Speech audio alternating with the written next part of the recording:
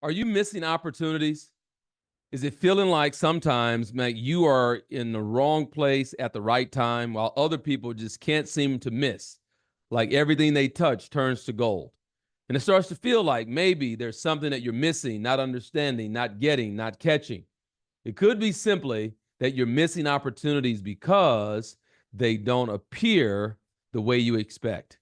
Let's grow. When we think about opportunity, we oftentimes imagine that opportunity is going to come in like this very clear and easily recognizable presentation, like a fastball down the middle of the plate, like just an absolute can't miss. Like we expect that it's going to be presented in that way, but the truth is, oftentimes it's not. Where we're expecting it to be wrapped up beautifully and handed to us at just the right time, at the most convenient place in our lives. The reality is that it's not going to come at just the right moment. In truth, real opportunities, they don't always look pretty. In the book Shoe Dog, the story of Nike, and a shoe dog is like a shoe salesperson. Phil Knight gives an analogy or example of a salesperson, a shoe salesperson, who they're looking to open up a new territory, a new country, third world country, let's say. And they go in, and this one salesperson goes in, they get off the plane, they go into like the nearby village, and they get there and recognize that none of the people are wearing shoes. And so out of frustration, resentment, even anger, it calls back to the head office, calls back to headquarters, and like, what the hell? What am I supposed to do with this? Can't sell any shoes here. No one here even wears shoes. He gets on the flight, he flies back to headquarters, eventually quits. And then send another salesperson to that same country, finds that same village. And when he goes into the village, notices also that, man, everybody's barefoot. No one wears shoes. He looks around. It's like, this is going to be great. Like they don't even know how great shoes will be. And so out of excitement, just sheer excitement, calls back to headquarters and like, hey, we're going to need more shoes. Like call manufacturing, make sure that we've got enough to fulfill on the orders that are about to come in. It's unbelievable. No one here wears shoes. So we look at that and say, okay. Same village, same people. And I don't know if the story is real, but the analogy definitely works. But same village, same people, same product, shoes, same barefoot individuals. What was different? The mindset of the salesman. One looks at and recognizes that no one has shoes and thinks it's impossible. We'll never sell any shoes. Another looks at that same situation and says, oh man, this is going to be great. Make sure that we've got enough to fulfill on all of the orders that we're about to get.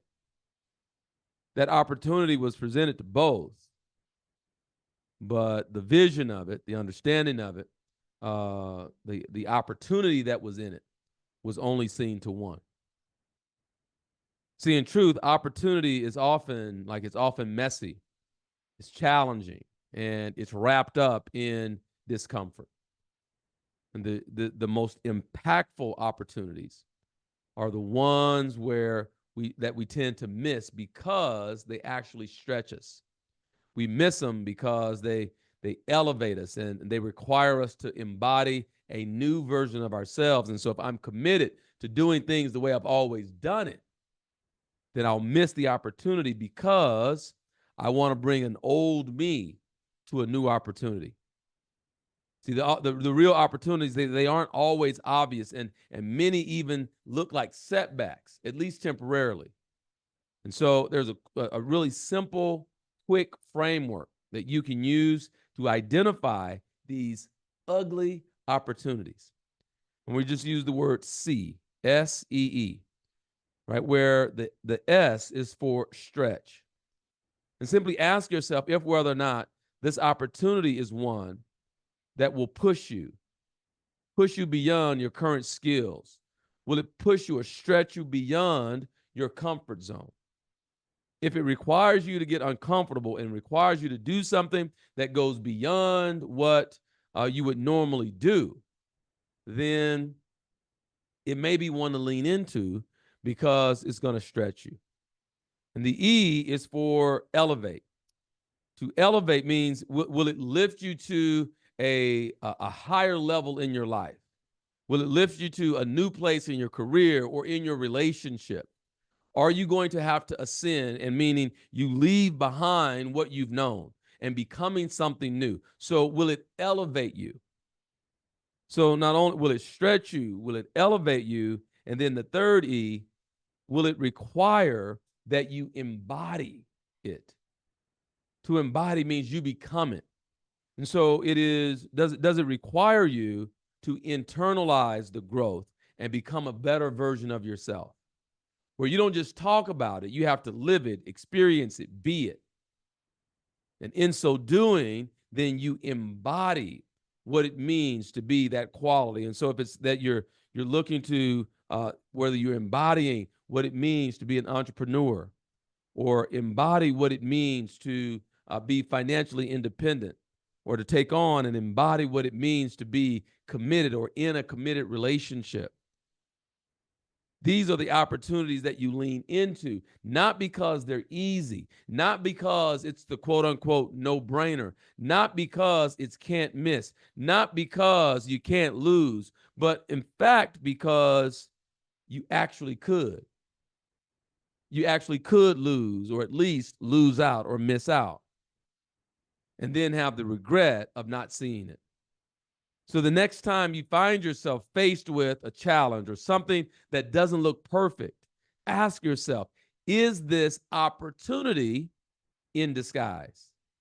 Because if it stretches you, if it elevates you, and if it challenges you to embody the growth, then it's likely an opportunity that you shouldn't overlook.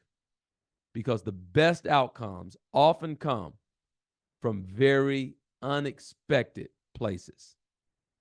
I hope that helps. And if it does, don't keep it a secret. Share it with someone who you believe would also get value from this content. I appreciate your being a subscriber. And if you have not, there are two actions that you can take. One is to join my email list at courtlandwarren.com/opt-in, OPTIN, courtlandwarren.com/opt-in. Or you could also join the Facebook group, Sales Titans, the Sales Titans Facebook group. And there's once you go to Facebook, you go to that group, Sales Titans, some questions that we'll ask very briefly to see if you fit that group. But I assure you, it's definitely a group that is becoming accustomed to identifying and seeing the quote unquote ugly opportunity in disguise. Thanks for listening, and we'll see you for the next episode.